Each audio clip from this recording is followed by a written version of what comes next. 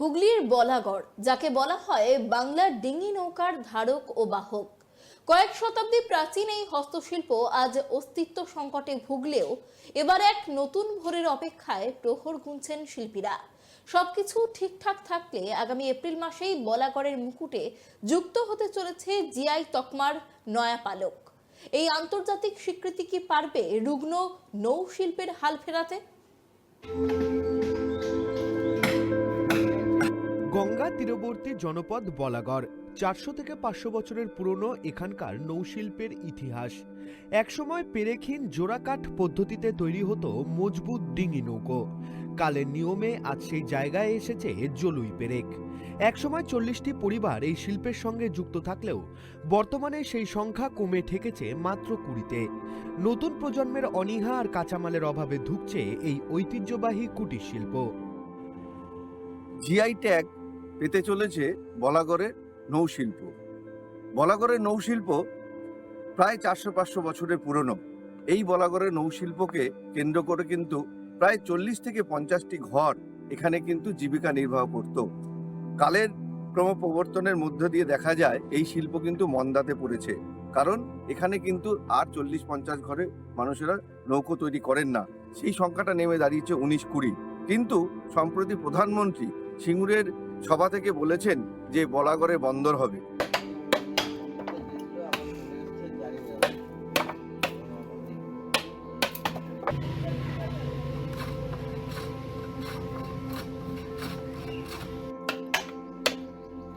তবে অন্ধকারের মধ্যেও দেখা দিচ্ছে আশার আলো।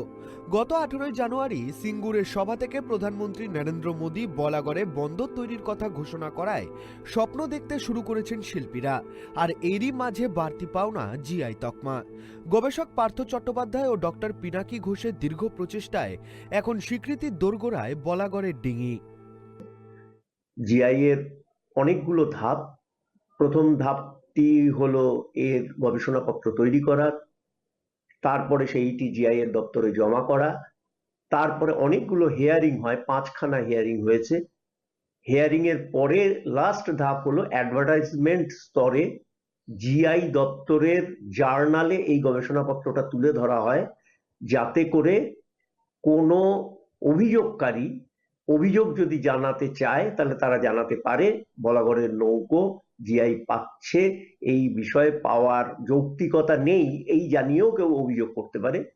কিন্তু সেই অভিযোগ আজ পর্যন্ত স্টিল নাও যে তথ্য আমার কাছে আছে যে সেই রকম অভিযোগ জমা পড়েনি। কিন্তু আনুষ্ঠানিকভাবে জিআই ঘোষণা এখনো হয়নি। জিআই ঘোষণা হতে আমার কাছে যা খবর আছে যে মোস্ট প্রবাবলি এপ্রিল মাস ফার্স্ট গড়িয়ে যাবে। জিআই তকমা পেলে শুধু মাছ ধরাই নয়, পর্যটন ও আন্তর্জাতিক বাজারেও এই নৌকার চাহিদা বাড়বে বলে মনে করছেন সঞ্জয় প্রামাণিক বা শেখ কাশেমের মতো শিল্পীরা। আশা করছি কিছু সুবিধা হবে নিশ্চয়ই, সেই দিকেই আমরা তাকিয়ে আছি। যদি মার্কেটিং এর ক্ষেত্রে কিছুটা সুবিধা হয়, মেন হচ্ছে নৌকা তৈরি আমরা করছি বিজনেস পারপাস, নৌকা রেডি করে রাখলাম সেল করার, অর্থাৎ একটা সেলের জায়গা চাই। মালটা কোথায় সেল হবে, মালটা কোথায় বিক্রি করবো আমরা, এখান থেকে যদি প্রচারের মাধ্যমে যে এটা একটা মার্কেট আমরা পাই এক্সট্রা, তাহলে সেক্ষেত্রে জিআই তকমা জন্য আমাদের উপকারে লাগতে পারে। নৌকাটা যদি বিভিন্ন স্টেটে যায়, এখান থেকে ঝাড়খণ্ডে যাচ্ছে, যদি আদার স্টেটে যাই, একটা প্রচারের মাধ্যম দিয়েই তো জিনিসটা মার্কেটটা হয়। সেই কারণের জন্য আমরা উপকৃত হতে পারি, এই আশা নিয়েই আমরা এগুচ্ছি। ফিরবে বলে তো আমাদের যারা হর্তাকর্তা আছে, শিক্ষিত লোক, তারা তো বুঝিয়েছে যে হ্যাঁ আমরা কিছু করতে পারবো, নগদ পয়সায় কাঠ কিনবো, কাঠের দামটা কম হবে, লাভটা হবে, এই আশায় আমরা আছি। তবে সমবায়ের দাবি শুধু তকমা দিলেই হবে না, তৈরি করতে হবে উপযুক্ত বাজার। আমি বুঝতে পারছি না এখনো কোনো কিছু। কেন বলতে এর আগেও তো আমাদের কোনো সরকার থেকে কোনো সহানুভূতি পাইনি। আর আগামী এই যে জিআই তকমা যে আমরা পাচ্ছি বা পাবো, সেরকম পজিশন আমাদের হয়ে গেছে।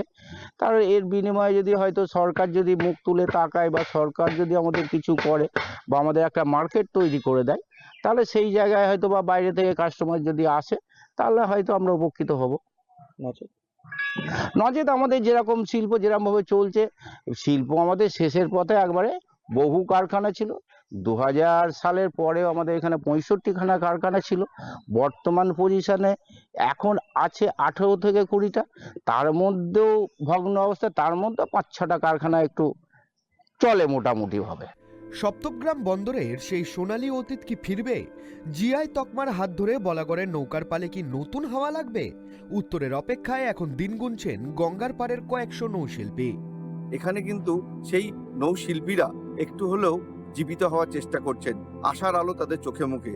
তারা জানাচ্ছেন এই যে শিল্প, নৌশিল্প কেন বিখ্যাত, না এই ডিঙি নৌকা প্রস্তুতকারক শুধুমাত্র কিন্তু এই বলাগড়। কারণ তারা এই নৌকোতে কোনো রকম পেরেক ব্যবহার করেন না, সেই জায়গায় কাঠের গোজ ব্যবহার করে, তাই সেই নৌকার লাস্টিংও বেশি হয়। এই শিল্পকে বাঁচিয়ে রাখতে এখন শুধুমাত্র দেখার অপেক্ষায়, শুধু কি কেন্দ্রীয় সরকার নাকি রাজ্য সরকার যৌথভাবে এই শিল্পকে বাঁচাবে, সময় সেটা বলে দেবে। হুগলি থেকে অমল চক্রবর্তী, কেটিভি বাংলা।